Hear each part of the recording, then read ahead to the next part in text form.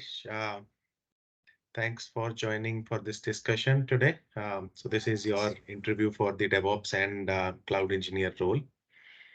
Um, I will just, share your resume on screen. You just help me go through your resume. Uh, Yeah. how many years of experience you have, Mm. specifically in DevOps and cloud space, and we Mhm. will then start the discussion after that. Sure. Sure. Let me share your resume. Mhm. Yeah. Yes. So I'm Rakesh, working as a senior software engineer with 2.2 years of experience. So I started my career in AWS cloud. So my first project was to develop a customer support chatbot. So I developed this chatbot entirely using Amazon native services. For Let's, so for chatbot, I used Let's. It's a Amazon chatbot service. For Lambda, I used code computation. Basically, I used Python for it. Python as a primary language, and SNS to send SMS OTP validation I did. After that, API gateway integration with Jira. So we are automatically creating tickets with Jira and getting the ticket details from there and giving it in my chatbot to make it more user friendly for the customers. And for database, I used the DynamoDB. After completing this project, I got some recognition on my team. So after that, I was asked to move to the DevOps team.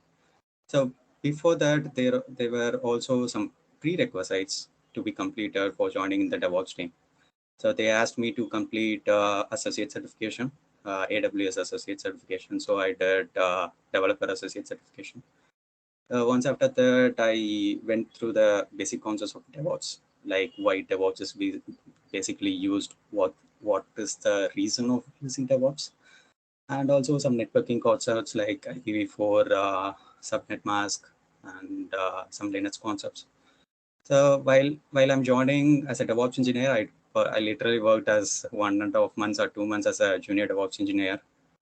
But unfortunately, at the time, the client called off their project due to their financial crisis. So everyone on my team got another opportunity, but I was not given that much opportunity to select the next project. Okay. I chose support engineer role. This is not relevant to the DevOps, but I don't have that much option.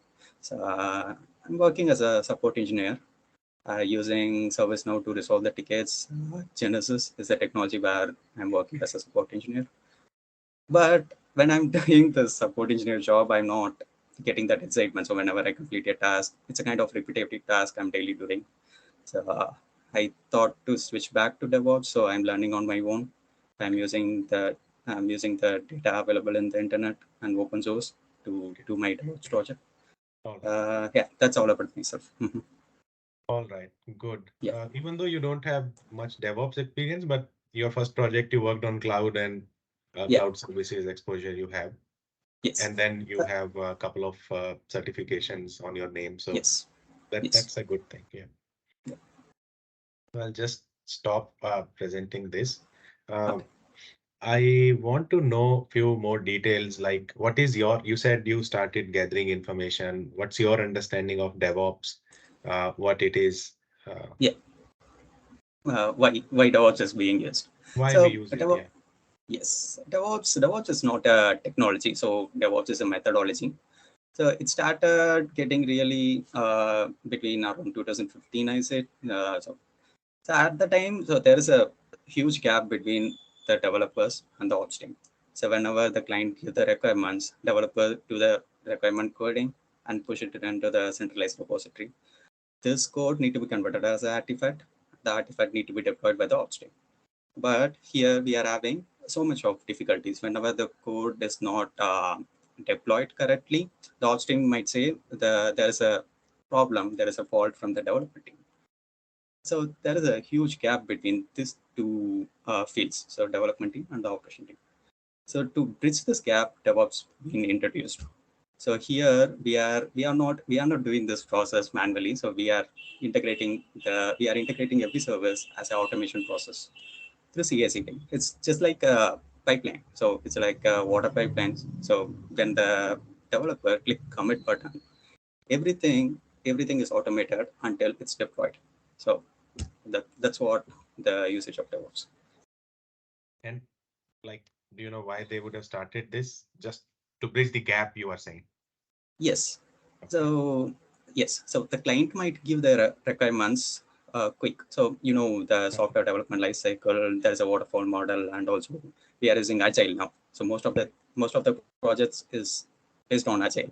So we are That is the using point. That yeah was is something I was looking for to yeah support the agile projects. Because yes earlier absolutely it used to be a lot of waterfall kind of projects. yeah So you would have a lot of time to design and build the solution, and the hmm delivery would be probably six yeah months, sometimes yeah 1 year also.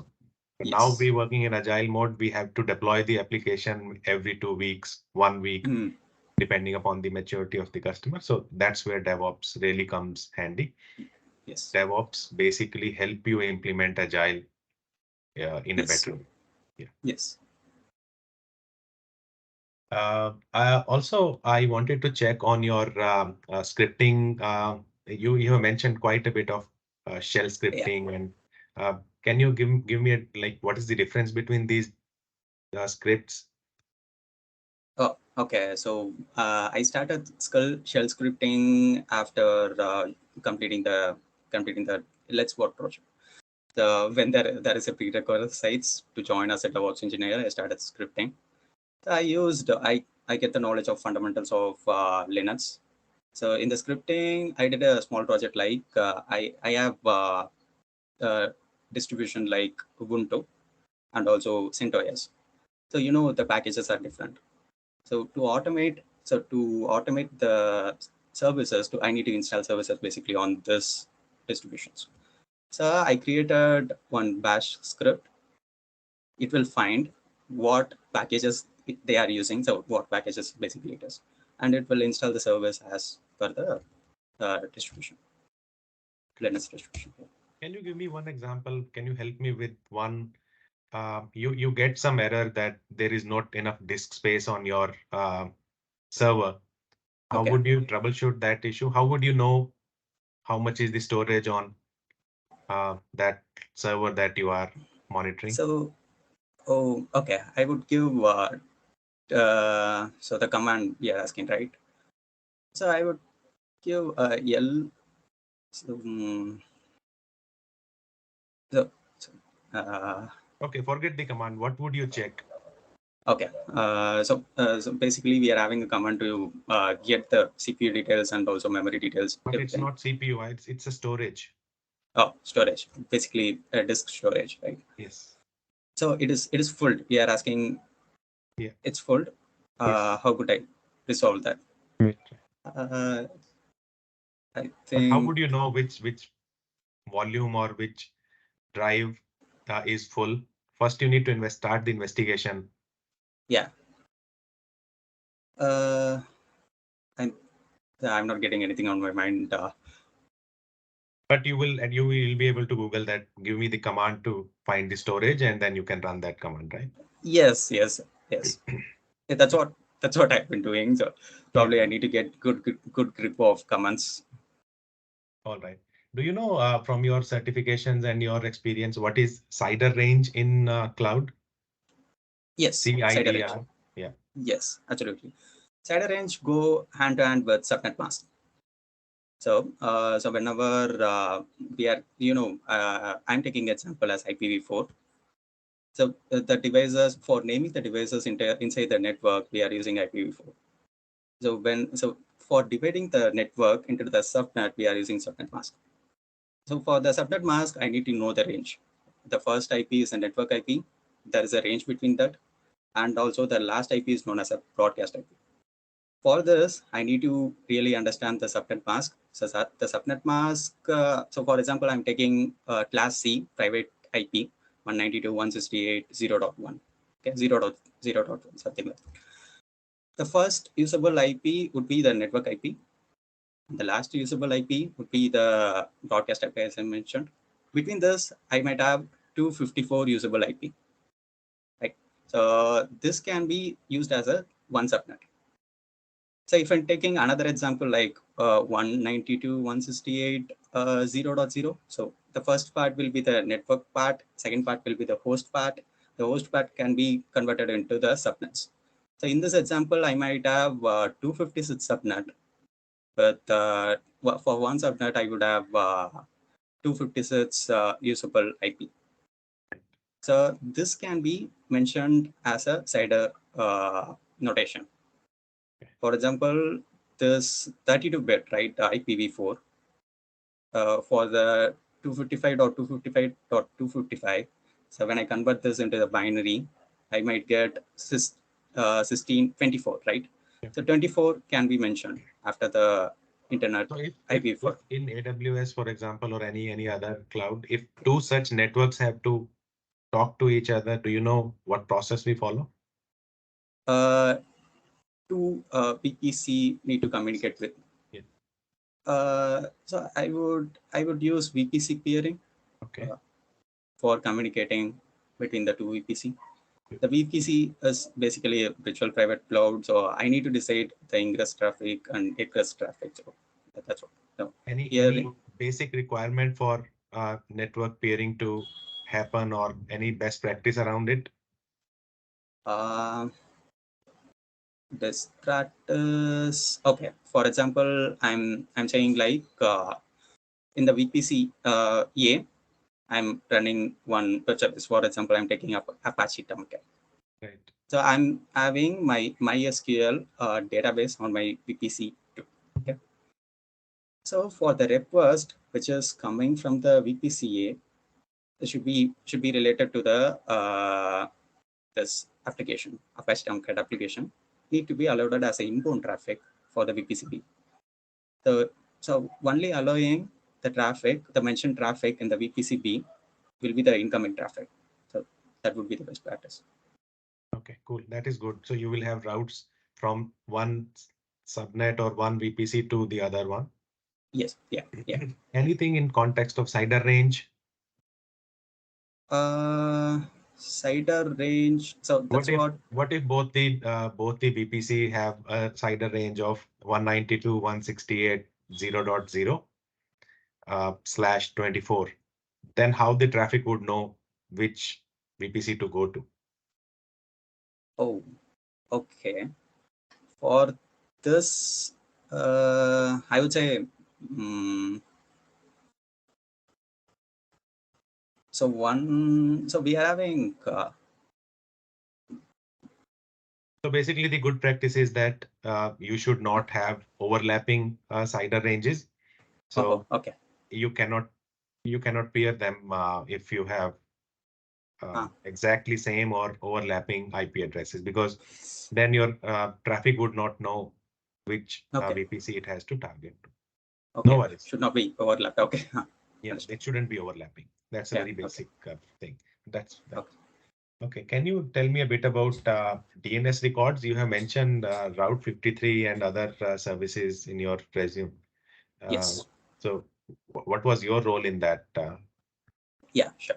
So DNS, I have used DNS for one of my project. So DNS is basically domain naming system. So it's a like a telephone directory. When I give the URL, so when it basically convert it into the IP, so corresponding IP. Mhm. So I got DNS from GoDaddy, so I used it in my Route 53.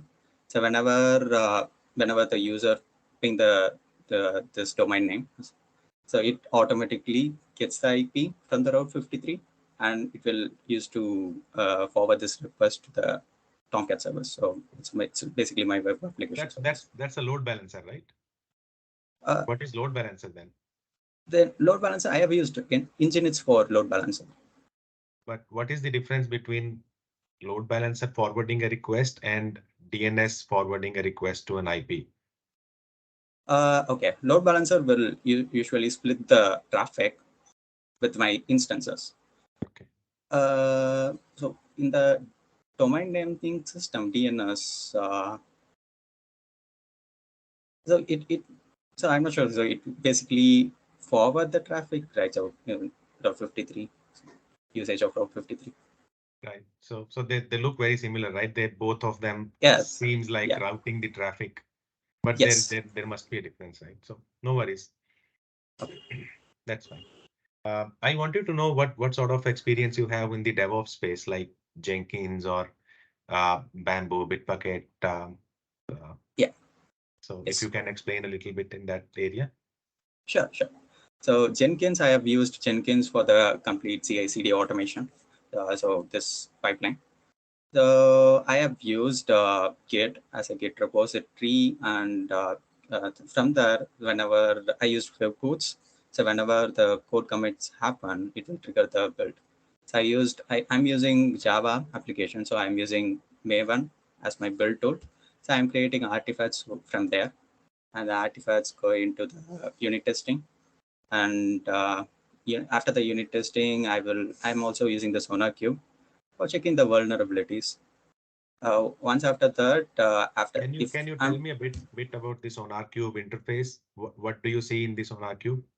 Yeah, SonarCube is a kind of graphical interface where I can see my bugs and also the vulnerabilities the code has, and I can also set the gateway. So if the code having this much of bugs, it should not uh, cross the pipeline. So it should What? fail at that phase. Okay. So I'm also used custom gateway for this. If everything is good, the artifact will be converted. I need to store the artifact with versioning. So after storing it on my ECR, the artifacts will be deployed in the ECS. So through ECS, I would get the application. Okay. You're using private repository, a private ECR, your own managed. Yes, yes, my AWS account, private ECR. Is ECR a regional service or is it a Uh, region specific or global service? uh, it's a regional service because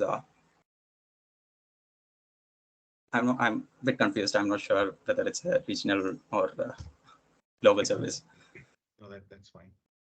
Um, you have mentioned a bit of Ansible and Terraform. So was it in the same project you were using both these tools? No, it's a different project. Okay. Uh, Yeah. so have you written Ansible and Terraform code yourself? Yes. Yes. Is it So Ansible. possible Yeah. if you can write some Ansible script and just explain on the notepad now? Sure. It could be a hello world, that's fine. Okay. So I'm sharing my screen. So let me open a notepad.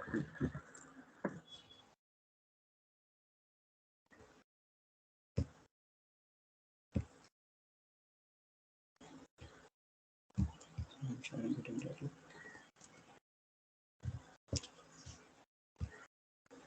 Okay, I'm sharing my screen. So Ansible. So I'm writing a very basic Ansible playbook. So here I'm giving the name. So our name can be something like hello world. I'm starting my script here. So post any. So here I usually mention inventory file. So the inventory file basically have the details of my target. Now I'm starting the task. Can there be more than one targets in the inventory file? Yes, yes, absolutely. So I can have yeah, yeah, huge range of targets. That's what basically Ansible is being used. So we can target as many number of servers, and we can just with a single playbook we can do the whatever we want on the servers. Okay, Yeah. that's fine. I So think this is good. This is good. okay. The way you are explaining looks like you have very good understanding of Yeah. Ansible.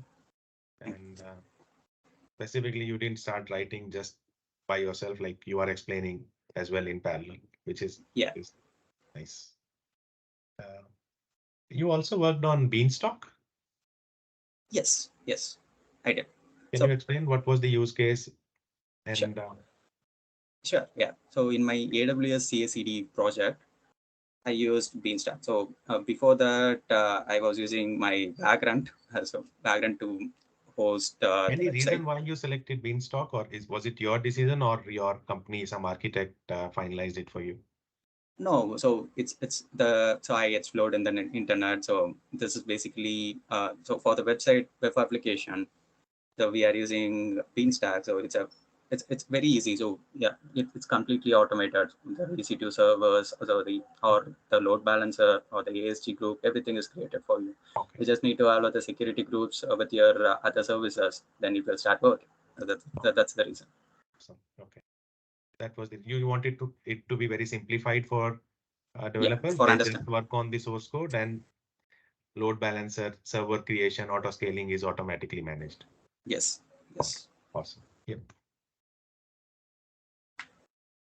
What are roles in AWS?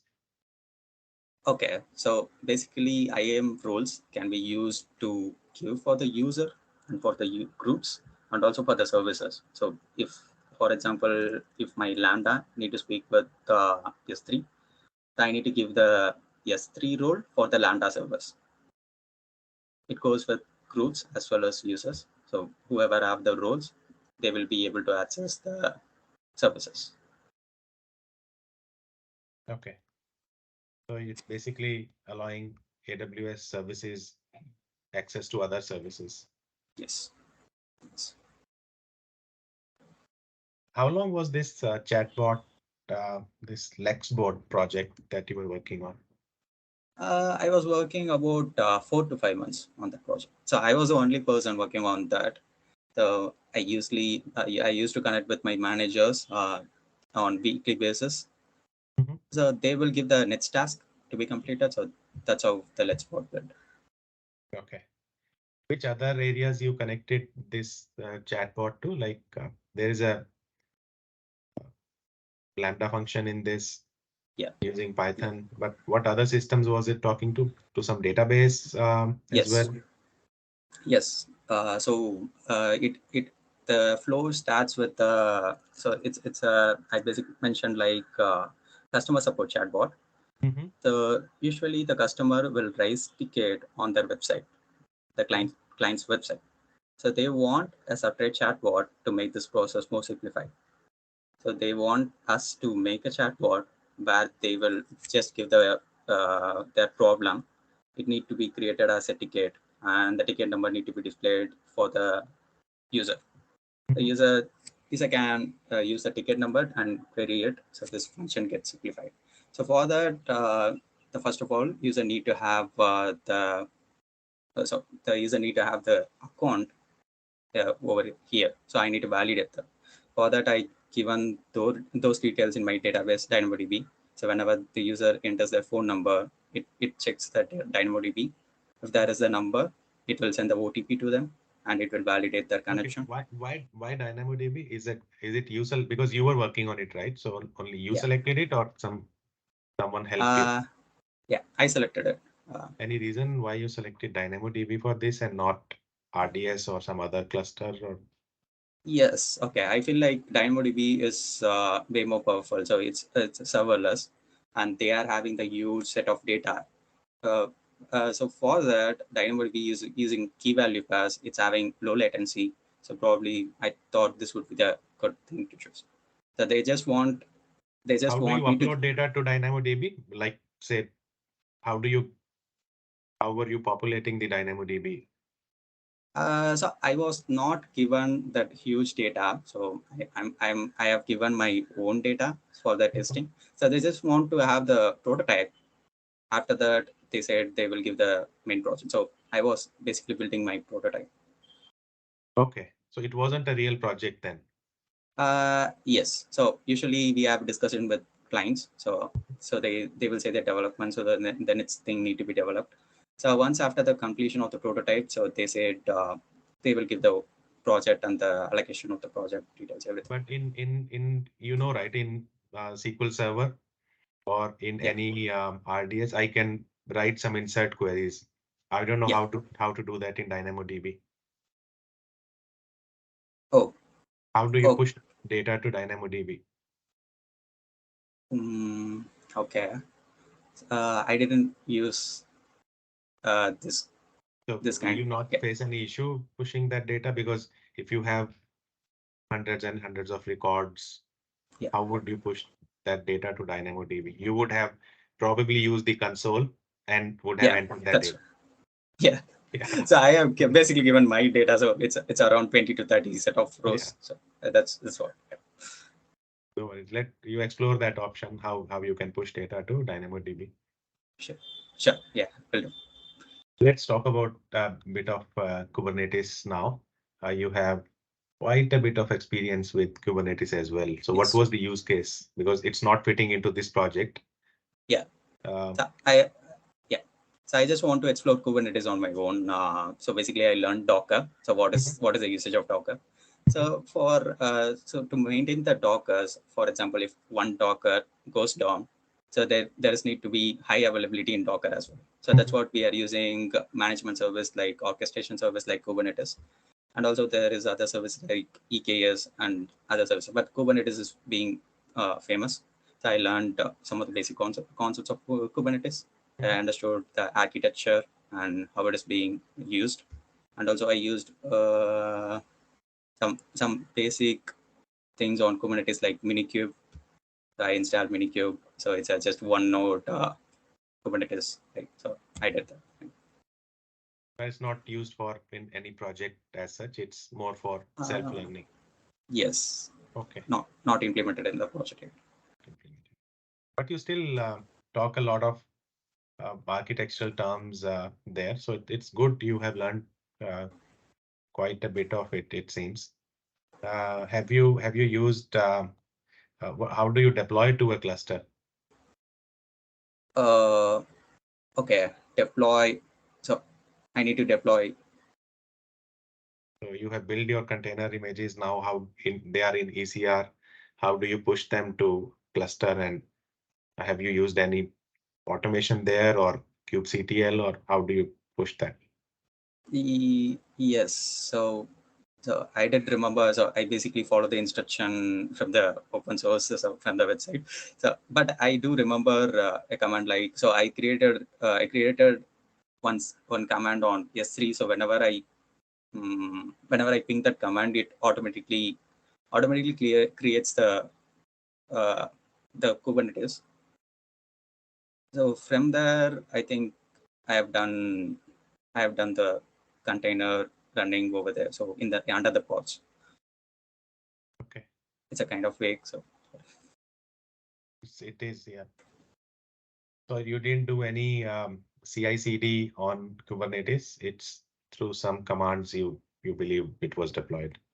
yeah, yeah, not not in that. But what is your understanding of microservices framework? Why do we use Kubernetes? Elastic Beanstalk, that was doing the job, right? Yeah, yeah, So why do we need to complicate life and use this? yeah. So we are using container service. So basically, the containers are being used because uh, so to isolate and also give the high availability with a low cost, with cost capital expenditure, operational expenditure, we are using containers. For the containers, to maintain the containers, we absolutely need Kubernetes. The Kubernetes can handle not only the Docker containers for every container. So that's what we are having pods. Under the pods, we can use the containers. So that's the real usage of Kubernetes. But what And problem does this solve? So it's just the management of containers. yes, so it manages containers and also it provides high availability. And What is high availability? How does it provide HA?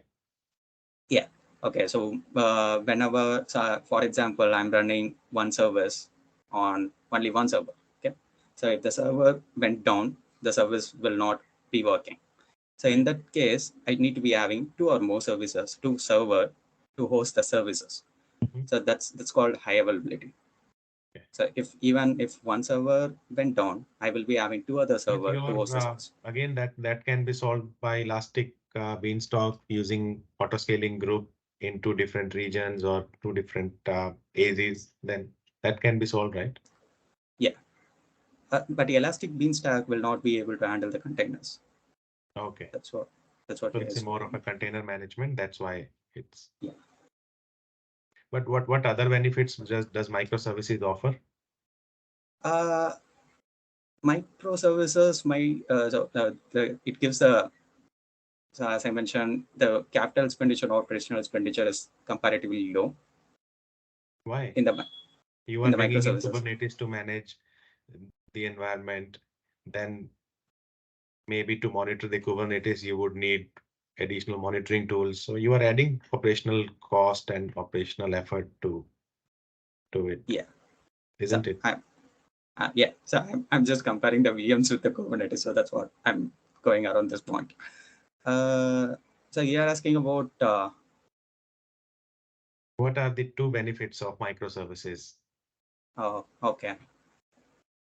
So I would say the services are in the very small. It's very small services. Okay. So after combining the one process, every process combined, we get the last result or last service. So that's a major benefit. So even if one microservice get affected, we can use other services to get the application.